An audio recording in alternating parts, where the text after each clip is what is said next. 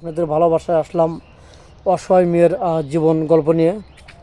সালাম আলাইকুম। ওয়ালাইকুম আসসালাম। আপু, তুমি কেমন আছো? জি, আলহামদুলিল্লাহ ভালো। হ্যাঁ, তোমার নামটা কি আরেকবার জানতে পারি? লাবণ্য। লাবণ্য। তোমার হোম ডিস্ট্রিক্ট যেন কোথায়? জামালপুর। জামালপুর। জি। তোমার ফ্যামিলিতে কে কে আছে?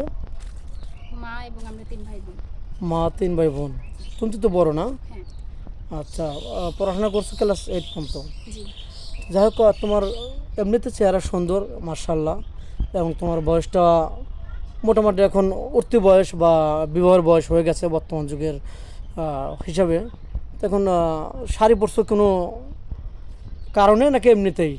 না, আমার বান্ধবীকে দেখতে আসতেছে ওই উপলক্ষে আর কি, মানে আচ্ছা, ওর তোমার request বান্ধবীকে দেখতে আছে, যদি বান্ধবীকে পছন্দ না করে তোমাকে করে ফেলে তাহলে কি হবে? কি হবে? তাহলে বিয়ের সাথে হয়ে যাবে নাকি? পছন্দ তোমারও হয়ে যায়। তো যাই হোক, তোমার কোন কোয়ালিটির ছেলে পছন্দ? খুব স্মার্ট লাগবে, খুব সুন্দর লাগবে? না, খুব সুন্দর লাগবে না, খুব স্মার্টও লাগবে না, কিন্তু খুব ভালো মনের একটা মানুষ হতে হবে। কেন, তুমি তো স্মার্ট, খুব সুন্দর, তাহলে স্মার্ট স্বামী লাগবে না? স্মার্ট আমার সাথে থাকতে থাকতে হয়ে যাবে হয়তো, তাই? কিন্তু অতটা আচ্ছা। স্মার্ট মানে বেশি স্মার্ট লাগবে না। স্মার্ট ছেলেরা বেশি একটা ভালো হয় না। আচ্ছা, অনেক মেয়ে স্মার্ট স্বামী চায়, তার চেহারা অনেক ভালো, কিন্তু দেখে যে সে নাইট ক্লাবে যায়, অন্য মেয়ের সাথে পড়তে করে, তাহলে ওই চেহারা কি দাম আছে বলো? না, এগুলো চাই না। অতটা স্মার্ট বা অতটা হ্যান্ডসাম সুন্দর এগুলো কিছুই চাই না। নর্মালি ভদ্র, নম্র এরকম একটা ছেলে চাই, যে মানে যার মন মানসিকতা অনেক ভালো হবে, এরকম আর কি। আচ্ছা, তোমার কথা খুবই ভালো লাগলো। তো যাই হোক, কোনো প্রবাসী ভাই যদি বয়স 40, 35, 36 হয়ে গেছে, তার বউ অসুস্থ আছে দীর্ঘদিন যাবৎ, তার টাকা পয়সার অভাব নেই, সে আর একটা বিয়ে করতে যাচ্ছে, তোমার কি কোনো আপত্তি আছে?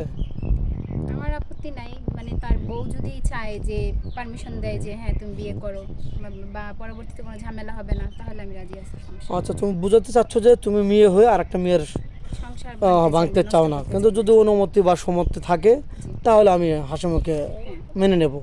তো যাই হোক, তোমাকে কোনো প্রবাসী ভাই বিয়ে করে বাংলাদেশে রেখে গেল, তার বাড়িতে রেখে গেল, প্রতি মাসে টাকা পয়সা দিল, তোমাকে চালালো, তুমি কি শ্বশুরের সাথে দুর্বলতার সুযোগ নিয়ে খারাপ ব্যবহার করবে?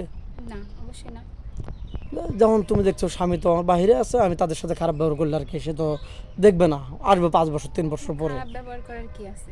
মানে ওনারা তো আমার বাবা মা, ওনাদের সাথে কেন খারাপ ব্যবহার করব? এরকম দেখবে তো। হ্যাঁ, দেখবেন। এখন তো অসহায়, খুবই সুন্দর করে কথা বলতেছো, তখন তো ওর এই রূপটা চেঞ্জ করবে? না না না। চেঞ্জ করবে না? না। আমরা আশা করবো ইনশাল্লাহ ওরকম হবে না, মানুষ দেখলেও বোঝা যায়।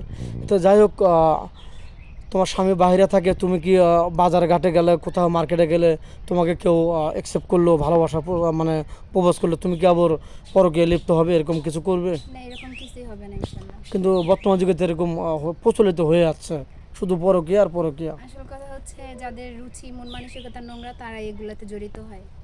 আর যারা মানে একটু নর্মাল ফ্যামিলির লোক বা কষ্ট জিনিসটা বোঝে, তারা কখনো এসব জিনিসে যায় না, এগুলোতে লিপ্ত হয় না।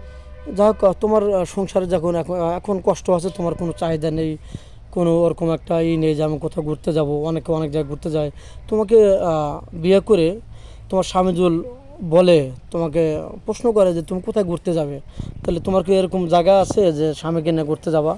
না, হাজবেন্ড যেখানে নিয়ে যাবে সেখানে। তোমার স্বামী যেখানে নিয়ে যাবে ওখানে ঘুরতে যাবে নাকি? তোমার কোনো চাহিদা নেই না, আমার কোনো এরকম? চাহিদা নেই। আচ্ছা, বুঝতে পারলাম। তো যাই হোক, তোমার লোক অনেক সুন্দর আছে, তুমি কি জীবনে প্রেম ভালোবাসা করছো? সত্যি কথা বলবা, অনেকের মানে সবার জীবনে প্রেম ভালোবাসা আছে, তোমার জীবনে কাটছিল?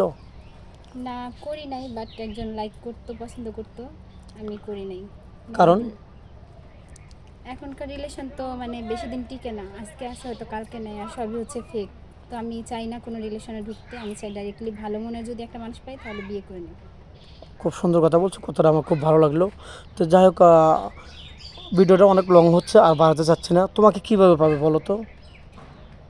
আমাকে পাইতে হলে আপনাদের এখানে যোগাযোগ করতে হবে, আপনাদের সাথে যোগাযোগ করলে আমাকে পাবে। হ্যাঁ, মেয়েটার কোনো ফোন নেই, ওর চলাই খুবই দুষ্কর, খুব কঠিন, সংসারে বর্তমান খুব অনটন, অসহায় আছে। তো যাই হোক, স্ক্রিপ্টটা বাড়াতে চাচ্ছি না, আমাদের নাম্বার দেওয়া থাকবে, কেউ ভিডিও কল দেবেন না, দয়া করে কেউ ভিডিও কল দেবেন না, অডিও কল দেবেন, ভিডিও কল দিলে ব্লক করতে বাধ্য হব।